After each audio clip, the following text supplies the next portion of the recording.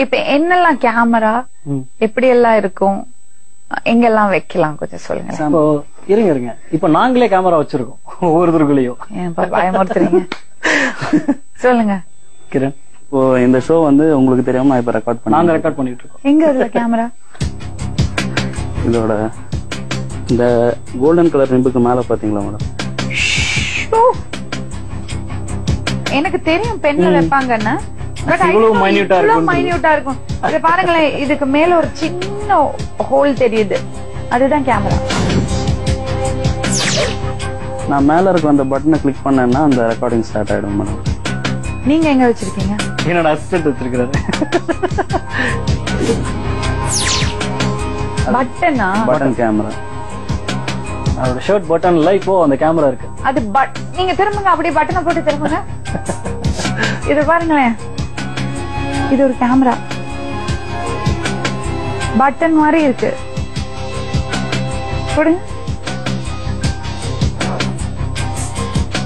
கரெக்டா இந்த போர்ஷன், அந்த போர்ஷன் மட்டும் தான் அந்த பட்டனுக்கு ஹோல்ல இருந்து தெரியும். அதுல இருக்க லென்ஸ் வழியா தெரியும். இதுல பாத்தீங்கன்னா ஒரு 2 to 3 ஹவர்ஸோட வீடியோ வந்து உங்களால ரெக்கார்ட் பண்ண முடியும். பென் டிரைவ் மாதிரி. இது இன்னொரு விஷயம். இதுல இது நான் வந்து உங்ககிட்ட சொல்லியே குடுக்குறேன் மேம். இதுல கேமரா இருக்குன்னு நான் சொல்றேன், உங்களால ஐடென்டிஃபை பண்ண முடியுங்களா? இதுல கேமரா வச்சிருக்காங்களா? இதுல வந்து உங்களால எங்க நம்பி போறது?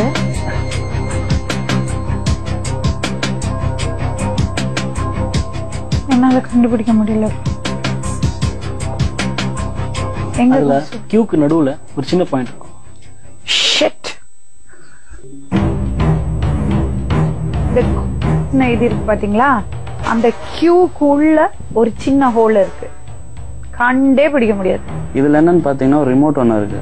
அந்த ரிமோட்ல நான் கிளிக் பண்ணும்போது தான் ஸ்டார்ட் ஆகும். ஸோ அன்வான்ட் ரெக்கார்டிங் எதுவுமே வராது. இது வித் வாய்ஸ். இது ஸோ இதுல வந்து 8 hours வரைக்கும் நல்லா ரெக்கார்ட் பண்ண முடியும். அதோட remote. This is a remote. நம்ம ஒரு ஹோட்டல் ரூம்குள்ள போறோம், அங்க கடிகாரம் மாட்டிருக்கோம், நம்ம செக் இன் பண்றோம்னு தெரியும் உங்களுக்கு. ரூம்குள்ள போச்சுன்னா இது ஆன் பண்ணா போறோம். கடிகாரம்னு தான் நம்ம நினைப்போம். கடிகாரத்துக்குள்ள இந்த அது பிளாக், வேற ஏதாவது கலரா இருந்தா கூட கண்டுபிடிக்கிறது ஈஸியா கண்டுபிடிச்சிடலாம், ஒரு வேலை தெரிஞ்சிருந்தா. பிளாக்ல அந்த ஹோல் தெரியவே இல்லை. அந்த கியூக்குள்ள டாட் இருக்குன்னு எப்படி தெரியும்?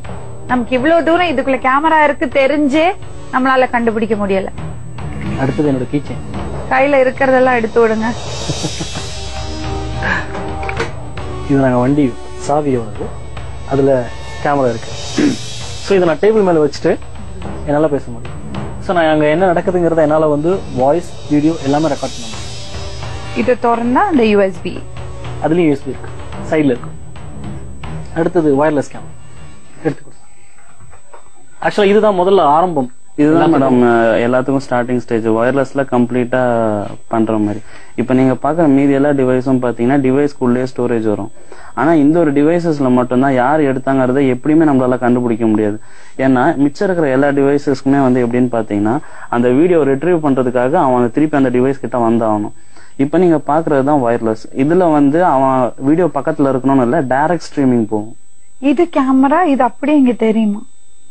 இத கம்ப்யூட்டர்ல போட்டு ஏத்திடலாம், ஏத்தினே இருக்கலாம். லைவ்ல அது அப்படியே ரெக்கார்ட் ஆயினே இருக்கும் மேடம்.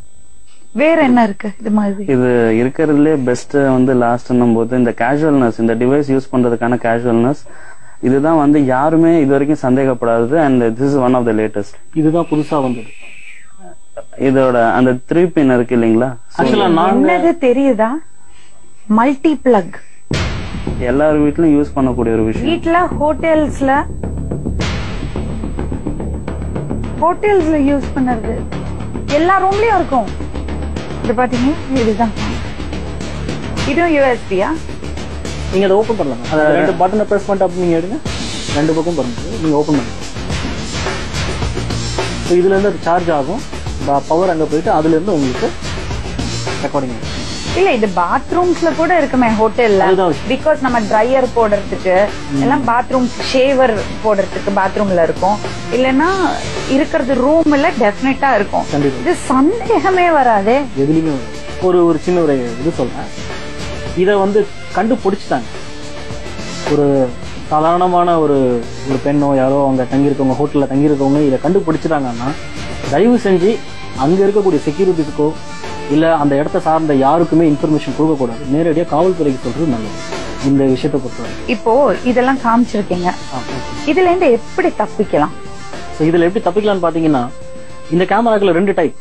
ஒன்னு வந்து பாத்தீங்கன்னா பிக்சடா அங்கேயே இருக்கும், அதுலயே ரெக்கார்ட் ஆகும். இன்னொன்னு வயர்லெஸ். சோ வயர்லெஸ்ல இருக்கிற கேமராஸ் நிறைய இருக்கு.